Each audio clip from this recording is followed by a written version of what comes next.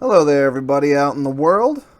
Today, I was planning on recording a new Nerd Ventures review of Sweet Tooth, but since it is so nasty outside and the lighting is no bueno, it's just rainy and cloudy and crappy, I figured instead what I would do is a little bit of what I promised earlier in my last video, which is to go through and talk about some of my Blu-ray movies, anime, film collection, and to give you an idea of the kind of taste that I have in this sort of thing, because in the last video I mentioned that I am interested in expanding the channel to talk about visual storytelling generally, even more outside of comics. So I have already done comic collection overviews, obviously. So we're returning to the iPhone shaky cam for this one. I'm sorry, I'm trying to hold it as still as possible. But we're going to be checking out all of this stuff on my shelf here, which, granted, is not that much. A brief history of my collecting movies and film. I used to have a pretty big collection of Criterion films, but honestly, I wasn't watching them that much, and I also was sort of collecting what I thought I should collect, and not collecting so much like the stuff that I knew that I would like, if that makes sense. It was more about getting things that were like kind of on best of lists and things of that nature, like greatest films of all time, greatest foreign films, and all that stuff. And I liked a lot of them, but it did not, really resonate with me like as a kind of personal collection. So a while ago, I purged my whole Criterion collection, basically, except for a few favorites. And then I wasn't really collecting any physical stuff at all. I was just watching on Netflix and Hulu and stuff like that. But two factors happened. One, I started to talk with MJ, who was one of our, towards the middle of the podcast run, the Get a Cat, Get a Horse podcast. He became our third co-host. And his kind of obsession and collection of movies really influenced me quite a bit. And secondly, I also got a new TV not that long ago. Excuse the general mess in my apartment, but I got a very large, gigantic 4K TV, and it basically revitalized my love of films, because before I was watching stuff on kind of like a standard Dynex TV, and it wasn't bad, but like it was just a generic Best Buy brand, and it didn't really do any favors to anything or make anything really pop and stand out. So when I got this new TV, I really became kind of more enamored with discovering stuff that I hadn't seen before, like I said, especially from a visual perspective. And another thing that played into it greatly, actually, was, strangely enough, was The Hateful Eight. I saw this last winter, I guess. It was out on Christmas Eve last year of 2015. And it blew me away. I absolutely loved it.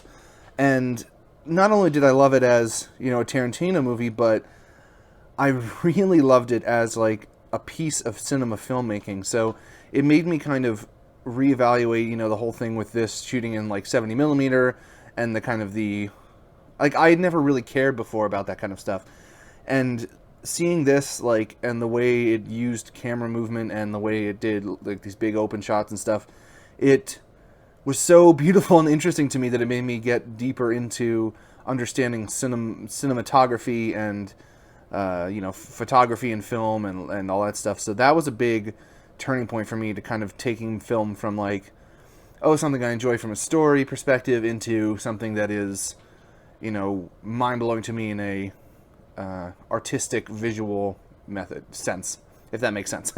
So today I figured what I would do is go through my collection. It's pretty modest, like I said, but kind of show you guys the sort of taste that I have and why I picked up some of these. And then, from here on out, when I start to talk about films and stuff, hopefully this will give some type of background into my own personal journey through film. So without further ado, let's get started. Now, organization-wise, this shelf is shaky at best. There's some kind of loose organization in my mind going on, but I'm just going to kind of go through it. This basically up here is meant to be kind of like a Criterion art house section, but they're not in order. Previously, my Criterions were ordered by Spine, but honestly, I just haven't had time to order any of this shelf. Well, probably had time, I just haven't cared that much. First up is the Qatsi trilogy.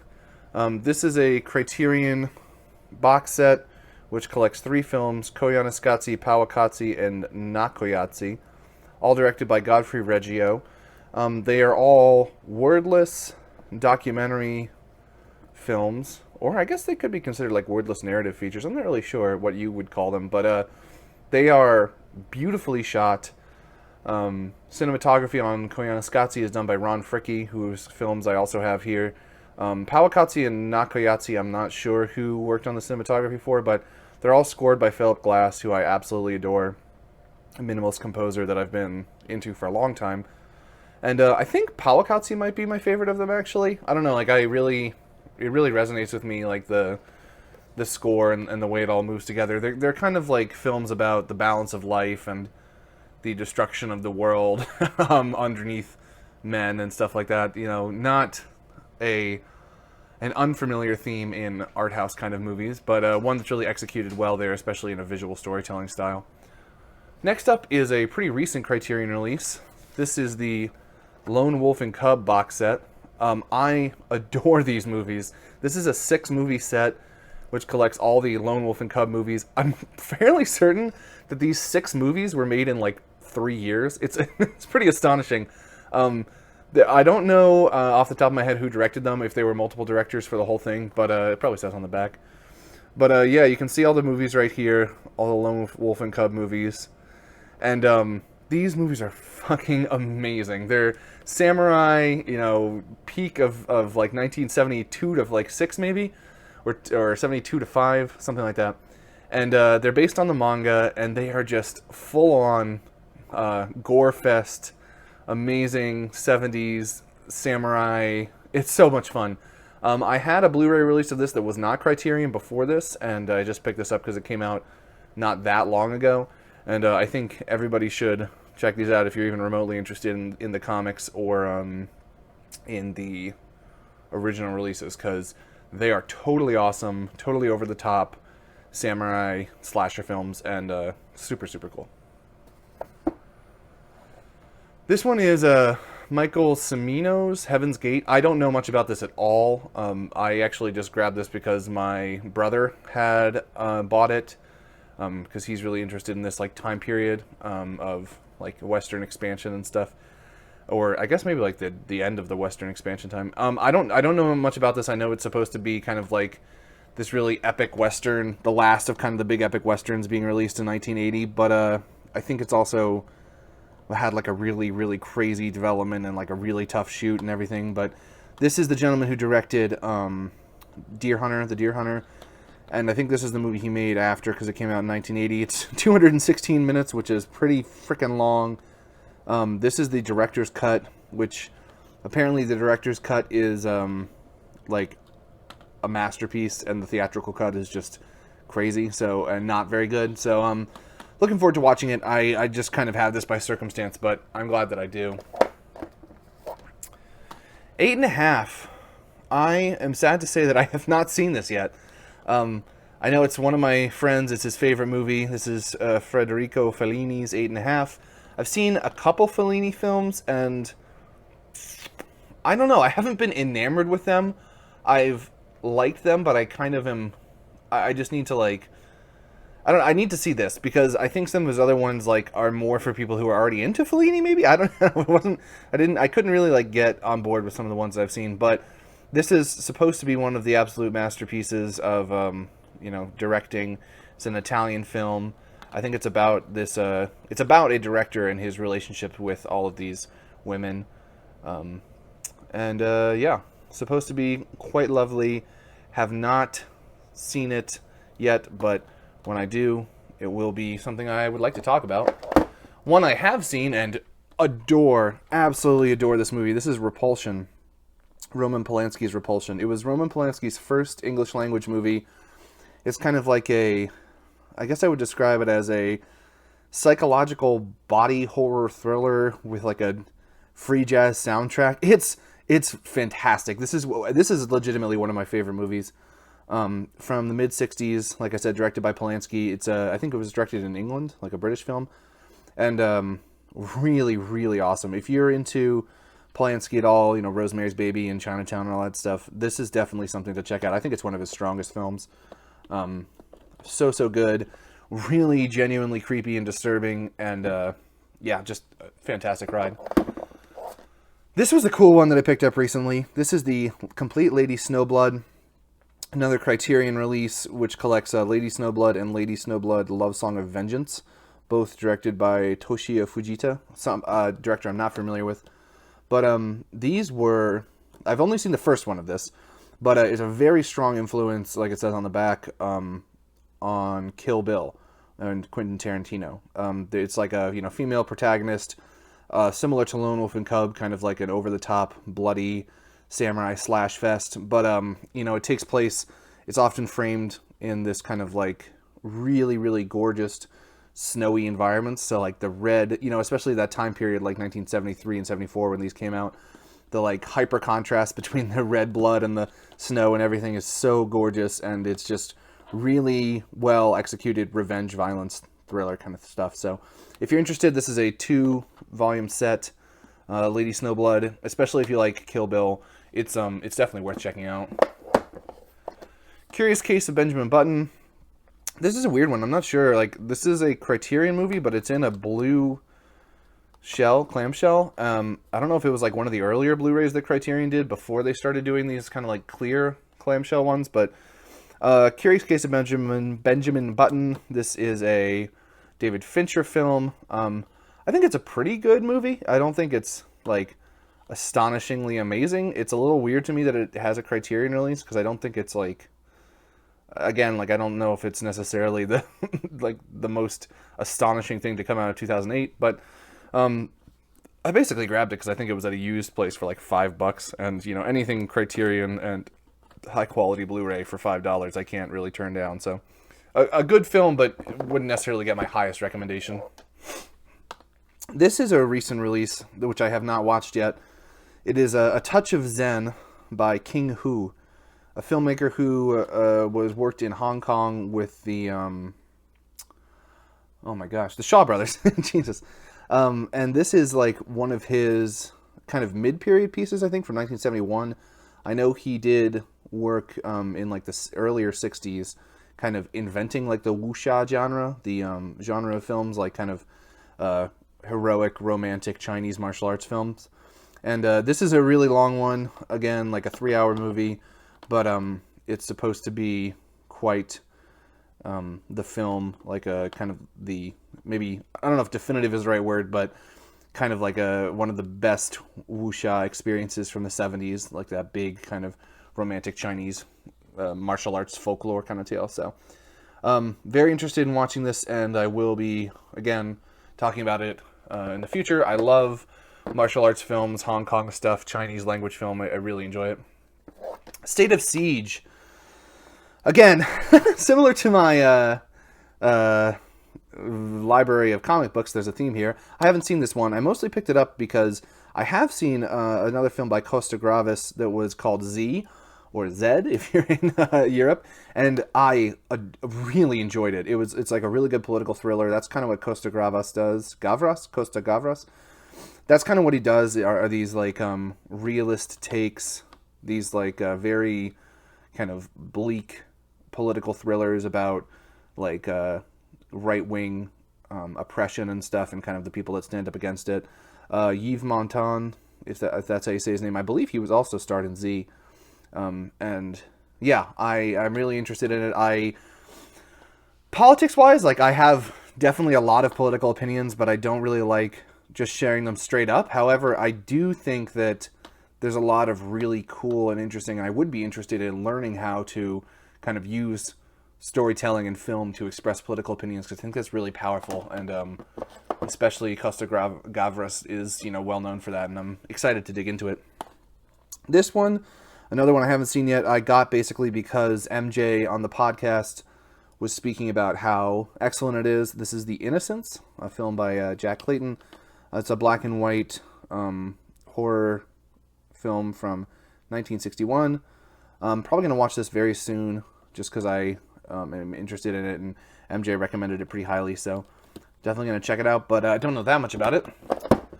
Night of the Hunter. I just watched this last night, actually. This is a movie about a sort of psychotic reverend turned serial killer as he searches for $10,000 back in the 30s, I guess it's supposed to take place in, from this man that he crossed paths with, and then how he kind of terrorizes this man's family trying to find the money. Really, really quite good. Wasn't up on my list of all-time favorites, which I know there's a couple lists out there which put this film up as one of the best of all time. I do think the black and white cinematography and the shadow use was really cool, but I wasn't totally satisfied with the plot payoff. But it was very cool nonetheless. Robert Mitchum was really creepy and terrifying in it as what's his name? Harry Powell, Reverend Harry Powell, a preacher. Yeah, really interesting, especially if you it kind of reminded me a little bit of To Kill a Mockingbird, the kind of vibes of a town turning against somebody, the ability of people to be swayed by something from the outside, in this case kind of religion. So yeah, if you're interested in that sort of storytelling, it might be good for you. This was a cool one. Again, theme here by MJ's recommendation. This is Andrei Zawalski. My last name is Baczynski, so I guess I should know how to pronounce that, but I don't. Possession. This is a fucking disturbing movie. It's from 1982.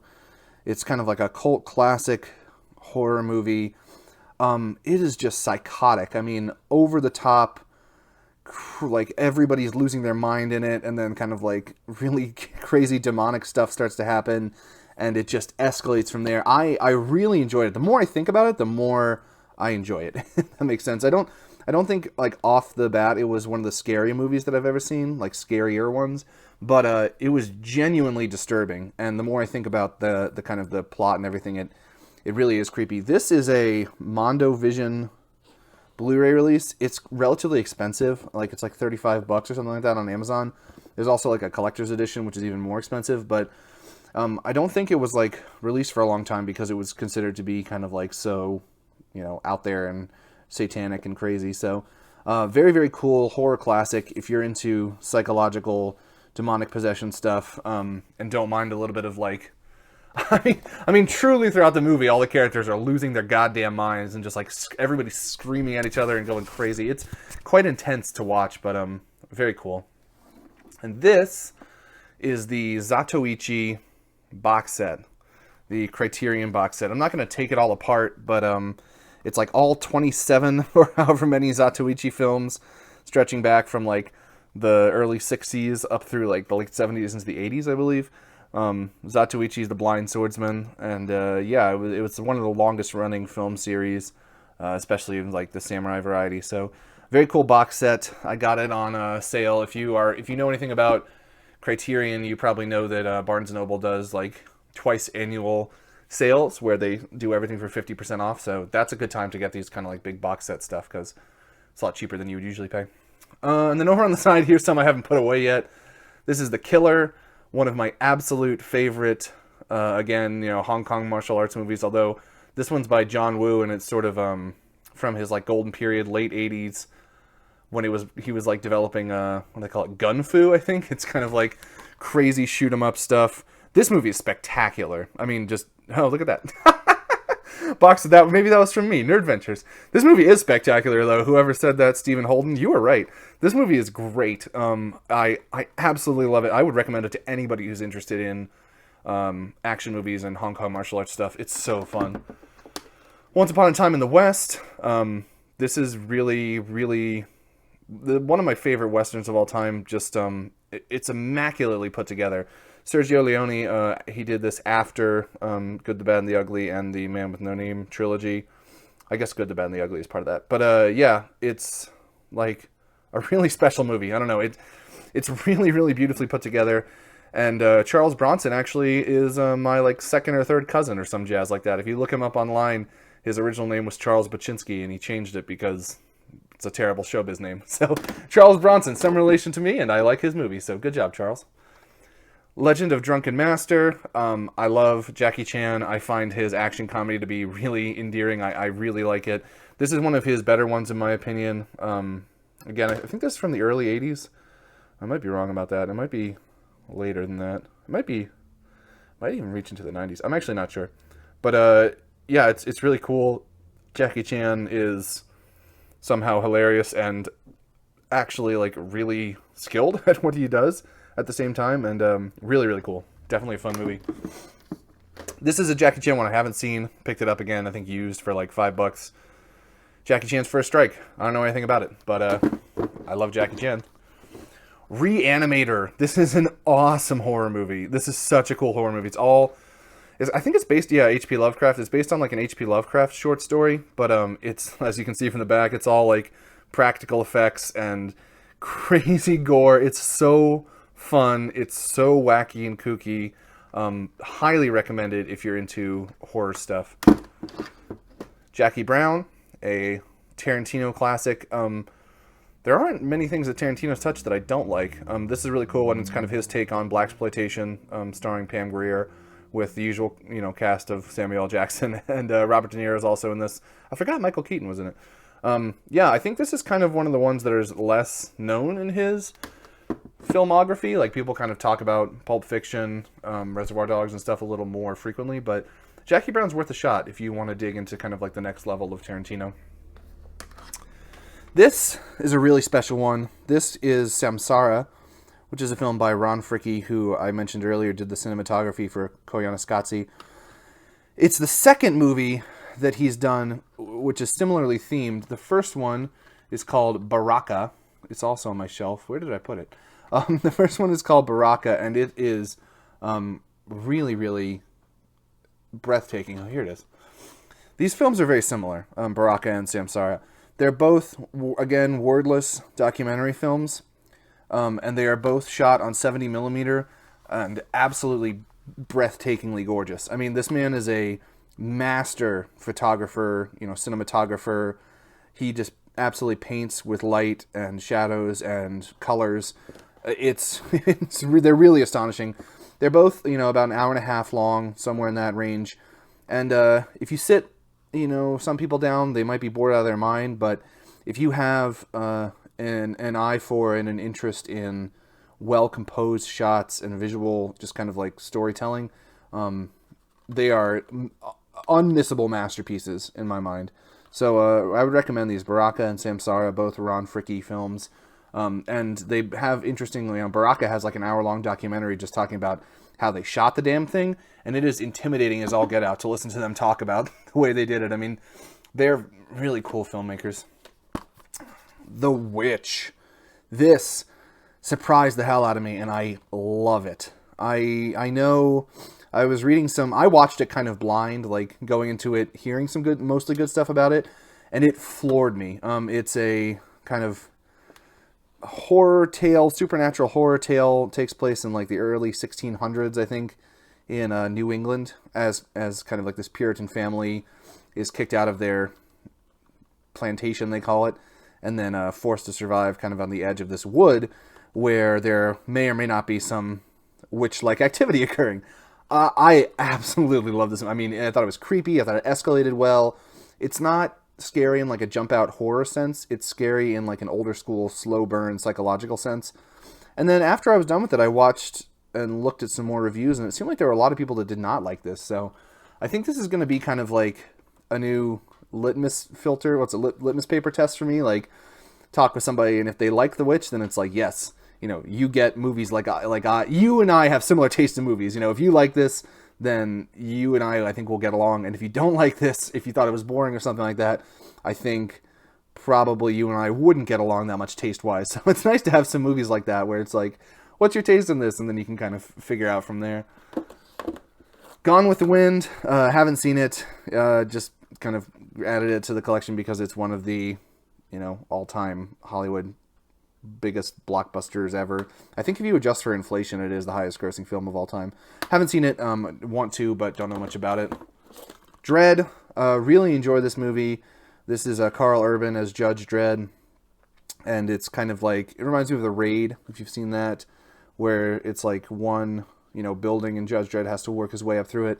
Unfortunately, this Blu-ray release has the Blu-ray and the 3D version both quashed onto the same Blu-ray disc, and it suffers massively from that. There's film grain everywhere, and it looks really shitty, which sucks, because this film looks nice, but this particular release of it looks like balls. Just the transfer is awful. So, cool movie, bad version. This is The Godfather, the Francis Ford Coppola restoration. All three films, not much I can say about these. They're stone cold classics in the gangster mob 70s film genre. 70s is probably my favorite time for filmmaking. It's just really, I think, inventive and fun and interesting, and The Godfather is definitely one of those, a classic. That's all I can say about it. The Star Wars trilogy, the originals, this is the standalone originals, like without a lot of extras. This is like the most stripped down version you can get in Blu-ray, I think. Unfortunately, it is, the specialized versions, the George Lucas cuts. I hope Disney eventually releases a despecialized Blu-ray, because I would love to see that. But for now, this is what we have. There are nicer collections out there of it with all the films and all the special features and stuff. For me, this is kind of enough. And I love Star Wars. I just watched these again recently, and premise-wise, it's much more of a space opera, space fairy tale fantasy. But the execution is second to none. Like the special effects and the way it all fits together. It's just one of the, I think, finest crafted movies of all time, and there's so much fun. Mad Max Fury Road. This is the lone 4K Ultra HD Blu-ray that I have in my collection, I'm pretty sure. And yeah, this movie was great. Really, really solid action. Gives you enough through storytelling and visuals to build this interesting world without holding your hand and sitting you down and telling you about it, which I really appreciate. And it's just over the top, really, really well done, practical stunt work, and fantastic. It looks amazing in 4K with HDR, which my the Xbox that I use to watch most Blu-rays does, and the TV that I have does. So it looks stunning. Alfred Hitchcock collection, Rear Window, Vertigo, North by Northwest, Psycho, and The Birds. Can't really go wrong with any of those, honestly.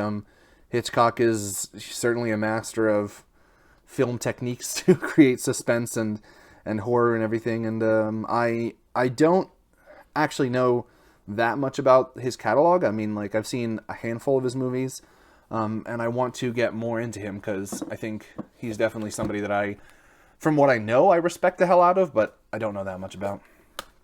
There Will Be Blood, Paul Thomas Anderson, one of my favorite, currently active directors. This movie is amazing. Definitely one of my favorites from the last, from the 2000s. Daniel Day-Lewis knocks it out. He is always, pretty on edge and psychotic in a lot of his roles, and he's particularly tough in this one. Really good. I haven't seen it in quite a while, but I need to rewatch it, because I only have good things to say about it, but I'd be interested to see what I think of it now. This is a cool little collection, the Fernando Di Leo, Italian crime collection. It's 4 movies that he did. Calibre 9, The Italian Connection, The Boss, and Rulers of the City. This is in the Polizio Tecci film genre, which is like Italian gangster and police movies. MJ turned me on to this kind of thing. And I've only seen Caliber 9 out of this box set, but I thought it was really cool. Again, I think like these are all late 60s, early 70s. Yeah, 72 to 76, so I guess mid-70s. Crime thriller movies, so really cool, kind of hyper-masculine shootouts and everything like that. Django. Franco Nero starring Django. Just watched this for the first time the other day. It's really over the top. It's a big Italian spaghetti western, violence, bloody, shoot 'em up, pretty ladies everywhere, and Franco Nero, who's handsome as hell in this movie. I mean, he's a goddamn good looking guy, just posing around like a badass, shooting people up. It kind of has a which one is it, Sanjuro or Yojimbo, where he rolls into town and pits the two factions against each other.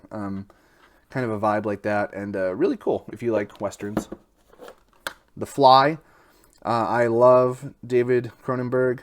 I've seen a lot of his stuff, And this is, you know, one of his most well-known movies with Hefe Goldblum, who's always entertaining to watch, and Gina Davis, who I kind of like. I don't mind Gina Davis. I think it's a remake of like a 50s movie. You know, everybody knows this one, or at least many people I think would. A scientist accidentally turns himself into a human fly creature. Creepy, cool special effects, and Jeff Goldblum is as weird as usual. This is just a spaghetti western double feature, The Last Gun and $4 of Revenge. I got it because during Black Friday, Amazon was selling this for like $4.50 shipped, so don't know jack shit about it, but I like spaghetti westerns, and I got that. Same deal with this. Double feature, Lee Van Cleef the Grand Duel and Franco Nero's Chioma. Again, Italian spaghetti westerns. They were being sold for like $4 on Amazon, so couldn't pass that one up. Vigilante. This was really cool. MJ recommended this to me. Robert Forster and Fred Williamson. It's kind of like, I think it's set in Detroit. I think it was, and it's like, you know, this kind of, it kind of has like Escape from New York vibe, where it's like in the 80s, and it's just like normal people trying to get by, but all these, you know, bad guys and dudes are like shaking up their neighborhoods, and so they band together to fuck up the bad guys, and you know, events happen, and shit goes down, and they end up fucking up the bad guys. It's cool. Great 80s, you know, soundtrack, kind of synth-heavy action stuff. Really nice. This is a classic. 36 Chamber of Shaolin. I actually have a Mondo poster up there of this one, which is an awesome poster. 36 Chamber of Shaolin, Gordon Liu, starring a Shaw Brothers movie. I love the Shaw Brothers. This is just a classic kung fu movie about a student who becomes a Shaolin monk to, you know, learn how to defend himself, and then ultimately is able to take the teachings outside of the temple and fuck up the bad guys. It kind of happens in a lot of films. So really, really good Shaw Brothers stuff. I would recommend pretty much any of it. And this is like definitely a really good one from, I'm not sure what year this is actually from. I think this is one of the kind of like the middle later ones. It's definitely not an early Shaw Brothers. But yeah, awesome. Goodfellas. Haven't seen it. I know. I'm terrible. But I have it. I'm going to see it. I do like Martin Scorsese. I like what I've seen from him. I've seen pieces of this on TV, but I've never seen the whole thing all the way through. So I'm looking forward to chowing down on it. Man with No Name trilogy, Sergio Leone collection. You know, this is kind of like, I guess a lot of people would say the pinnacle of spaghetti westerns. Fistful of Dollars, Few More Dollars, and The Good, the Bad, and the Ugly. 3 Clint Eastwood movies really made him as like the you know, ultimate kind of plains drifter character. And yeah, Leone is a beautiful filmmaker. Super Cop. I flippin' love this movie. Another Jackie Chan one. I think this is technically Police Story 3. If I'm remembering my Jackie Chan, like I know there's Police Story 2, and then I think Police Story 3 is Super Cop. And it's over the top. It's a lot like kind of more unhinged and funny than some of the earlier Police Story movies. Really fun. Inglourious Bastards. Probably at the time it was made, I think this was the most serious Tarantino film. Hateful Eight might have crossed over in my mind for that, but I think that this is the one that kind of takes like the most serious look at its subject matter. I think a lot of people probably know about this. You know, it follows a couple different plots through World War II and Nazis, you know, people escaping from them, people hunting Nazis, a little bit of everything. Christoph Waltz is fantastic in this. He won his first, I think, Academy Award for it, and then followed up by winning for Django Unchained. And yeah, great film. Over on this side, this is what I'm watching right now. This is an anime, but I'll just talk about it now, even though my animes are a little further down.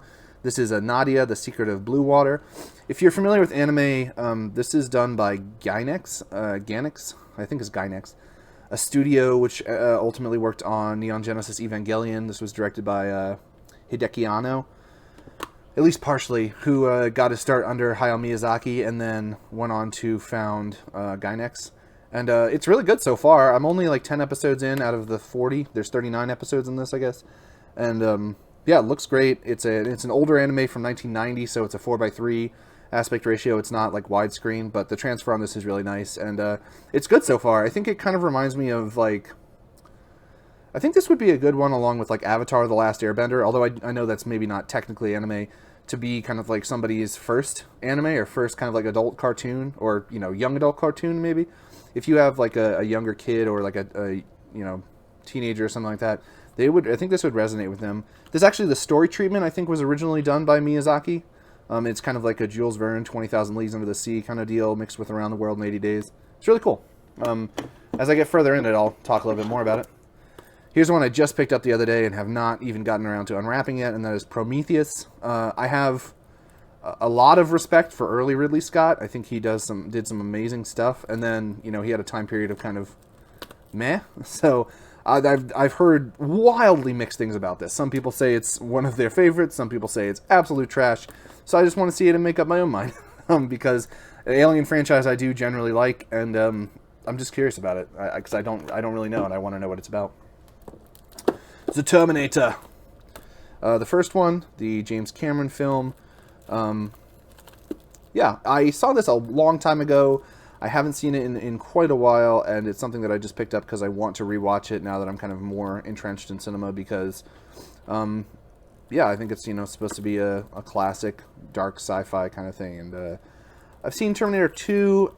I'm not really, like, as down with the whole 80s, like, I don't know. Like, same thing with Alien and Aliens, which I'll talk about later. I think the sequel, when it's like, oh, we'll bring in the kid character, and, like, it'll be easier to resonate with, and, like, we'll make it a little bit more of an action movie, and it's not really my thing so much. So I want to see Terminator and see if that does a little bit more for me.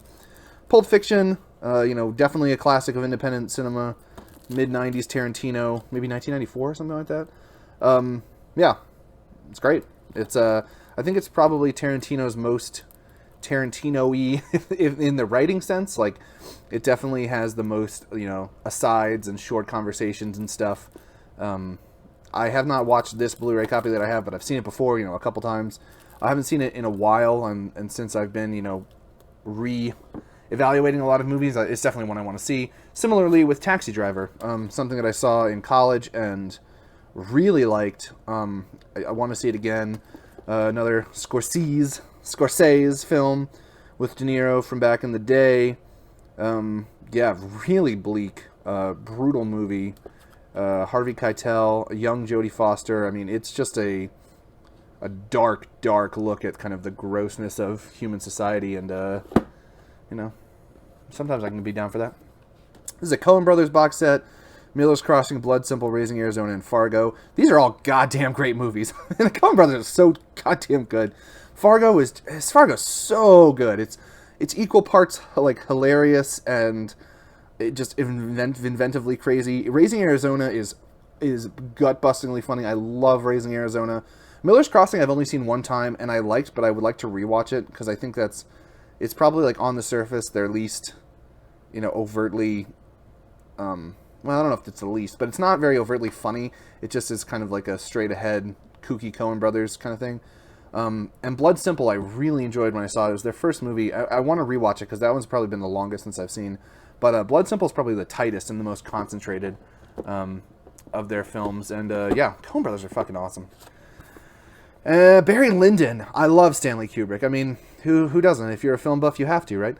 This is the Stanley Kubrick, one of his, like, I guess some people might consider it his last kind of, like, really great movie, I guess, because I think after this he did The Shining after this, I'm pretty sure. The Shining's fucking awesome. But yeah, this movie's great. It's really long. This is kind of epic of this gentleman named Barry Lyndon, and it's beautifully shot, like, absolutely stunning to look at, and I want to rewatch it because I haven't seen it in a while. Here's a Kubrick triple feature: 2001, Clockwork Orange, The Shining. For me, I probably like 2001 the most, then The Shining, then Clockwork Orange. I think Clockwork Orange I was really into for a time in my teenage years when I was just discovering it, but I think it's kind of played out by now. For me, I don't know. I mean, I'll still like it, but 2001 is just mind-boggling. Possibly one of my favorite films. I mean, just the execution of it is just one of the most I can't even talk about it like that coherently because it's just so goddamn amazing. One of the coolest science fiction movies of all time, and definitely a movie for movie people.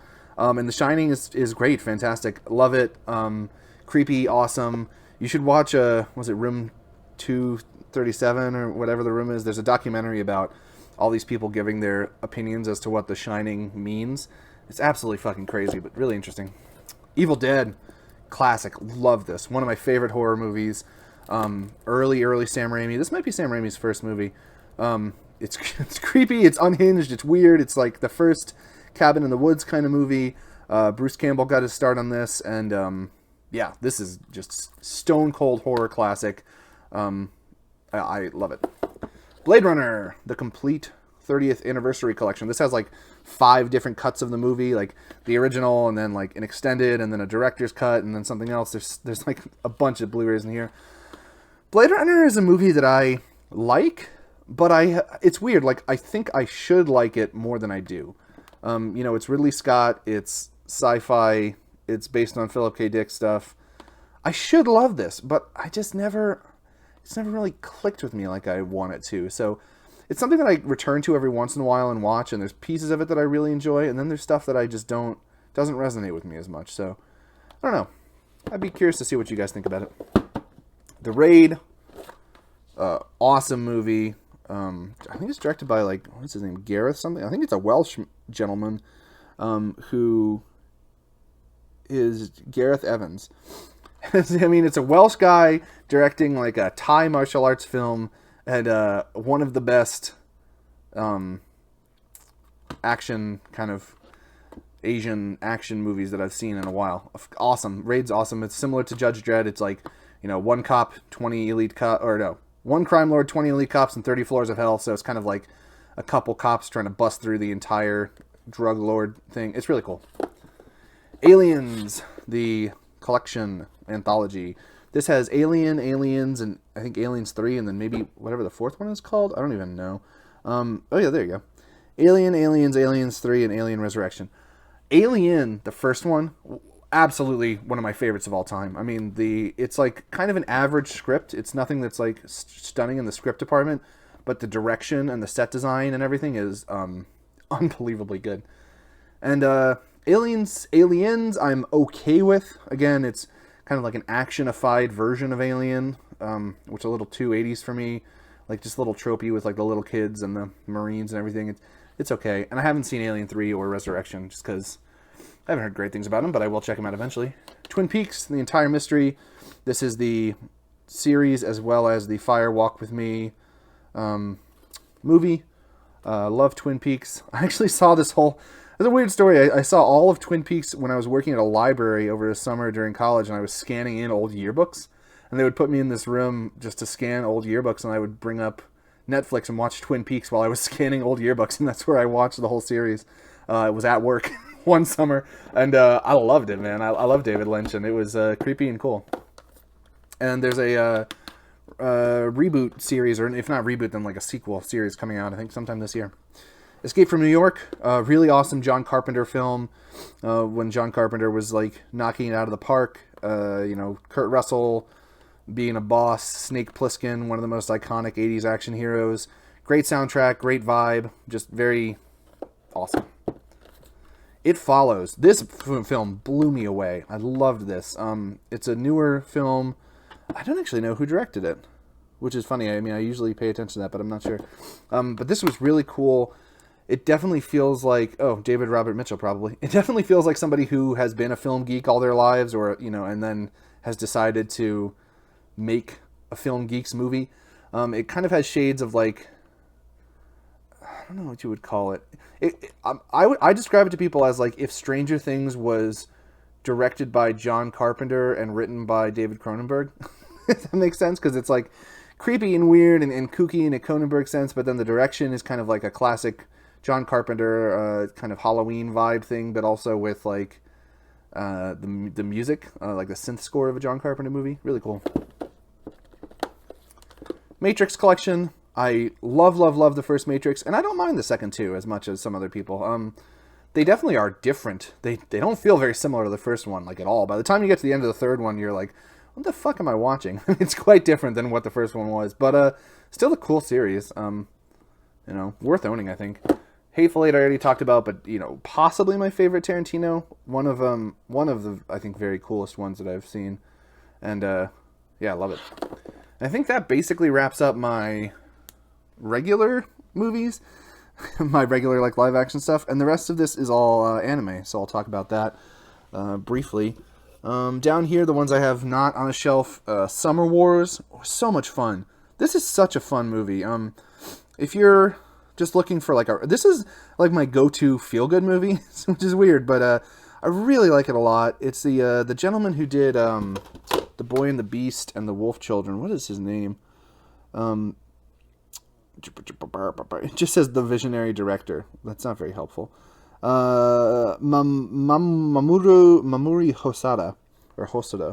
This movie is really just fun as fuck. So much fun. And I think it's relatively all ages. I don't remember if there's anything like really terrible that happens in it. I don't think there is. So this movie's just so much fun.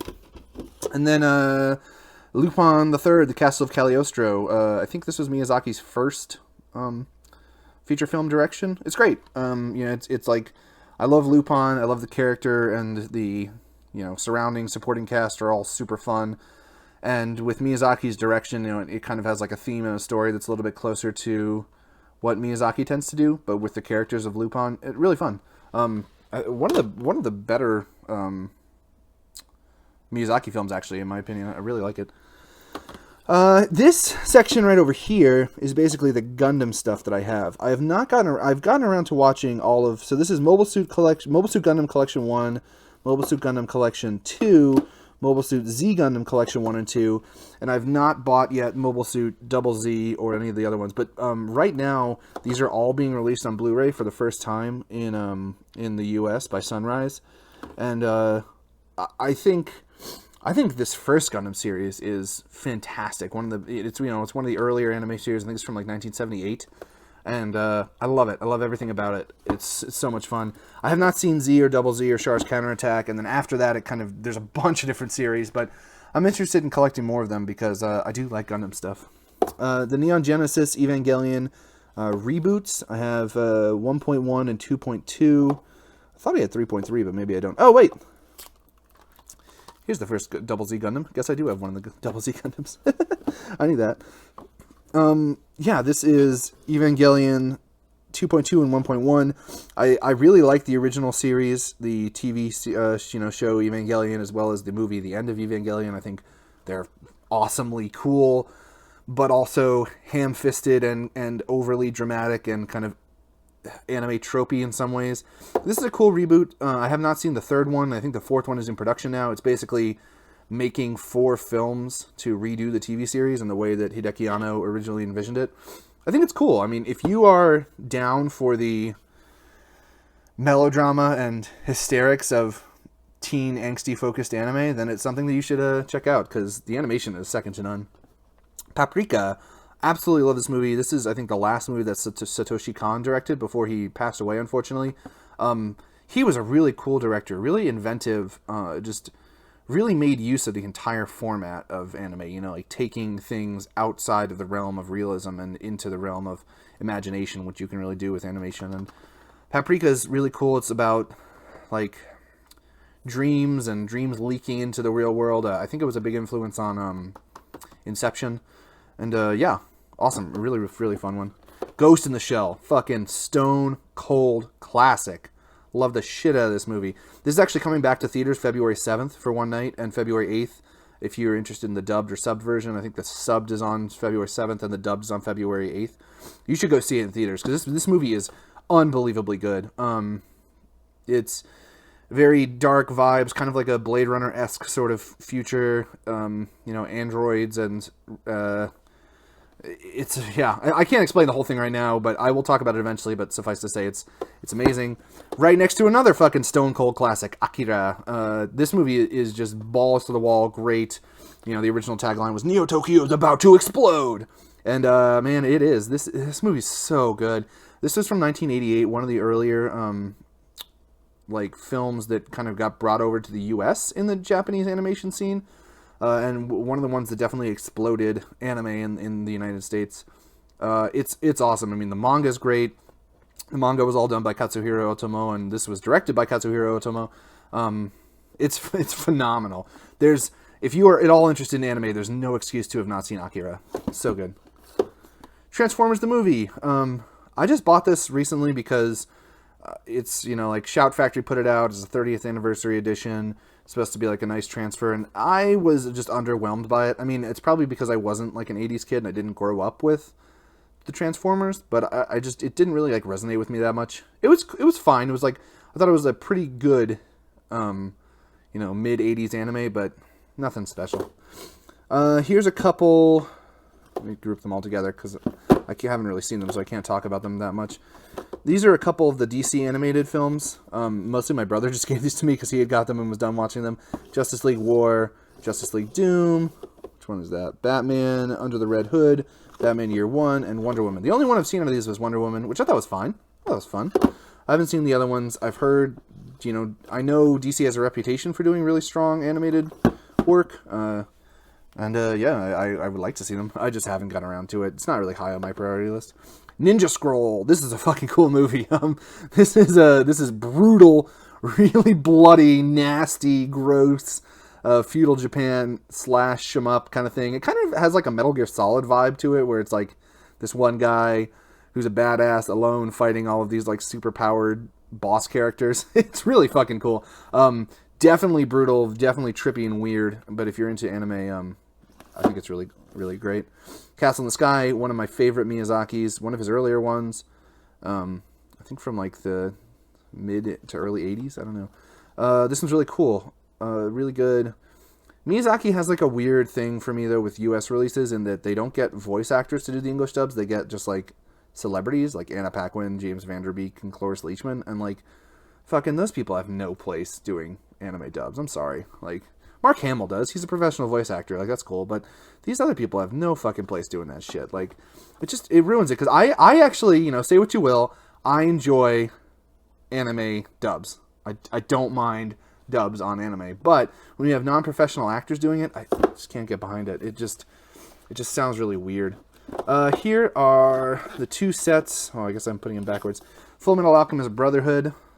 Basically the two-part Blu-ray series. One of my favorite anime series. This is a really, really fun series.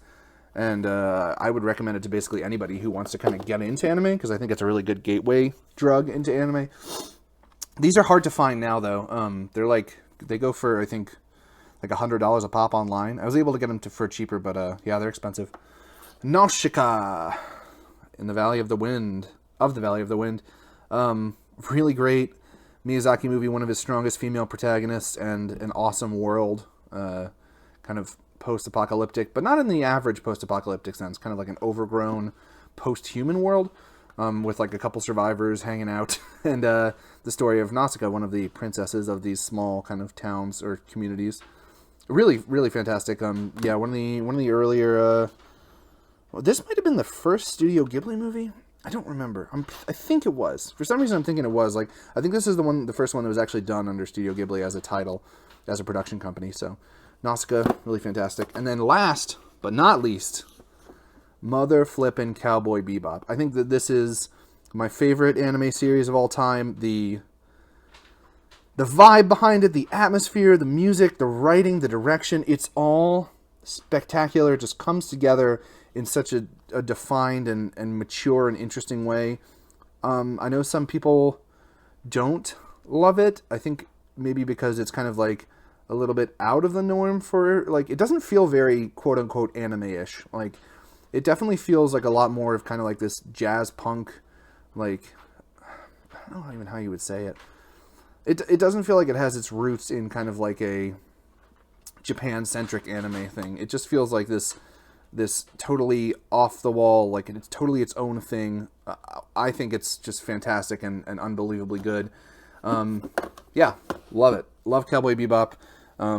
If you haven't seen it, I think that's definitely one of the ones you should get on stat. And that's pretty much it for my, an hour later, that's pretty much it for my film collection. I've talked these things to death. Here's all of the games that I have over here.